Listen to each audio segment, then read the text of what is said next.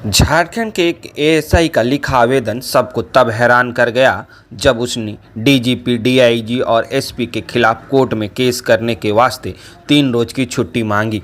ASI ने आवेदन भी उसी एसपी को लिखा जिसके खिलाफ उसे केस करना था।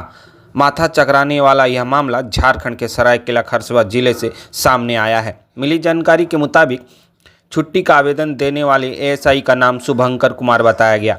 वह आरआईटी थाना में पोस्टेड है। शुभंकर के आला अधिकारियों पर शोषण और मनमाने रवैये का इल्ज़ाम लगाया है। एएसआई का इल्ज़ाम है कि उसने जरूरी काम को लेकर छुट्टी मांगी थी जिसे अप्रूव नहीं किया गया, इसलिए उसने अब अधिकारियों के खिलाफ कोर्ट में केस करने का फैसला लिया है। एएसआई शुभंकर कुमार ने अपने आवेदन में कहा है कि साल 2024 में उन्हें सीएल यानी आकस्मिक अवकाश और सीपीएल यानी क्षतिपूर्ति अवकाश एक भी दिन इस्तेमाल करने को नहीं दिया गया। इसके चलते उनकी छुट्टी बर्बाद हो गई।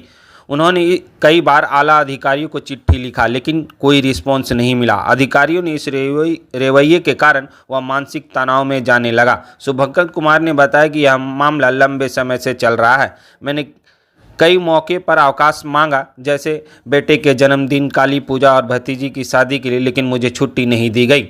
थानेदार साहब ने बताया कि एसपी साहब छुट्टी देने से मना कर रहे हैं।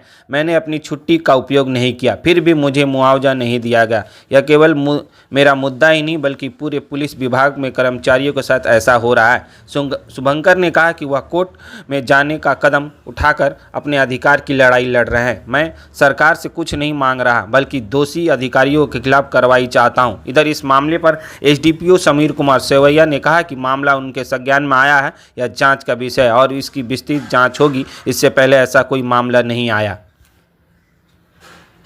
छुट्टी का मामला ये है कि हम एसपी साहब को लिखे थे और एसपी साहब लिखने से पहले जो है हम यहाँ के आरआईटी थाना प्रभारी को कई बार छुट्टी के लिए मांग किए। तो मेरा बेटा का बर्थडे था, उसमें हमको छुट्टी जाना था। तो थाना प्रभारी जो है ना एसपी साहब का नाम बोलते हुए हमको जाने नहीं दिए। हमने नहीं गया क्योंकि पहले जब आदेश सीनियर का है तो फिर हम नहीं जा सकते हैं, हम नहीं गए। उसके बाद फिर हमको काली पूजा में भी जाना था। प्रतिमा का अनावरण जो है मेरे घर परिवार के सदस्य के द्वारा कराया जा रहा था, इसमें मेरा घर जाना ज़रूरी था, तो नहीं जाने दिया एसपी साहब का नाम बोलते हुए। छठ पर्व भी था तो नहीं जाने दिया, नहीं गए। जब नहीं जाने देगा तो अपने मन से तो नहीं चले जाएंगे। तो फिर ये 11 दिसंबर को मेरी भैगिनी की दुमका में रिंग सेरेमनी था, उसमें जाना था।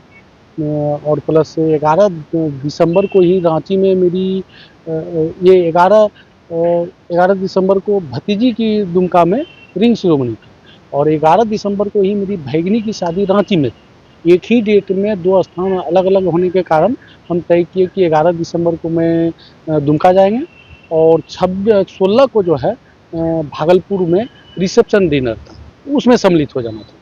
तो मैं पूर्व का ये था अवकाश तो जाने के लिए थाना प्रभारी को ये किए, नहीं जाने दिए।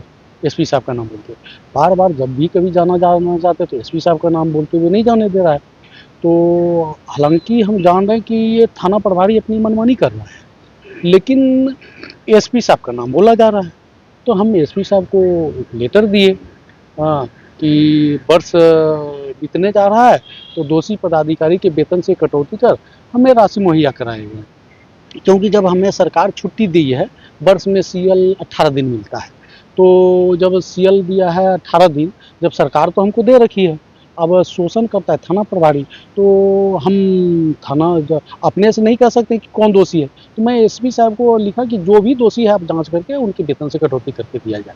लेकिन एसपी साहब का आज तक अभी तक किसी भी प्रकार का हम निर्णय नहीं दिया गया। जबकि हम एसपी साहब को आपने आवेदन में लिखा है कि आप अगर जहां दोषी पदाधिकारी के वेतन से कटौती कर मुहैया नहीं कराते हैं तो आप मुझे कारण सहित या रहित अवगत करावें ताकि मैं वो प्रति प्राप्त करके न्यायालय जाऊं।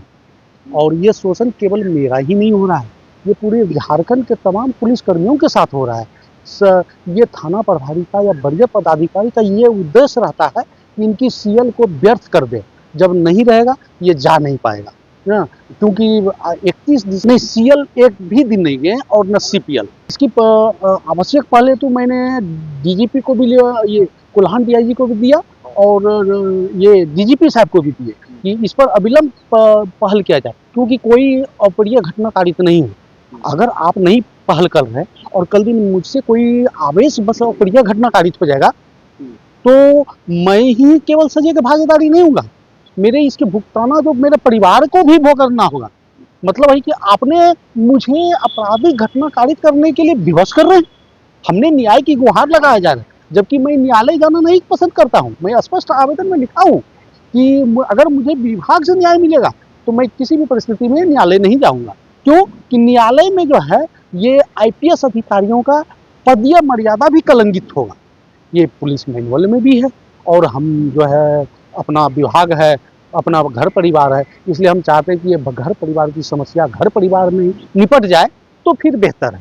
लेकिन अभी तक नहीं दिया है और अगर हमको छुट्टी दे देगा तो मैं निश्चित रूप से ही जाऊंगा न्यायालय, क्योंकि यहाँ से जो न्याय मिलेगा मुझे केवल मुझे ही मिलेगा, लेकिन न्यायालय जो जाएंगे ये पूरे झारखंड राज्य के तमाम पुलिसकर्मियों को न्याय मिलेगा।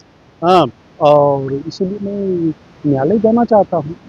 कार्रवाई की मांग तो अभी तो मैंने दोषी कौन है ये हम जांच भी नहीं पाए हैं कि थाना प्रभारी आईआईटी थाना प्रभारी विनय कुमार हैं या पुलिस अधीक्षक श्री मुकेश कुमार लुनायत हैं।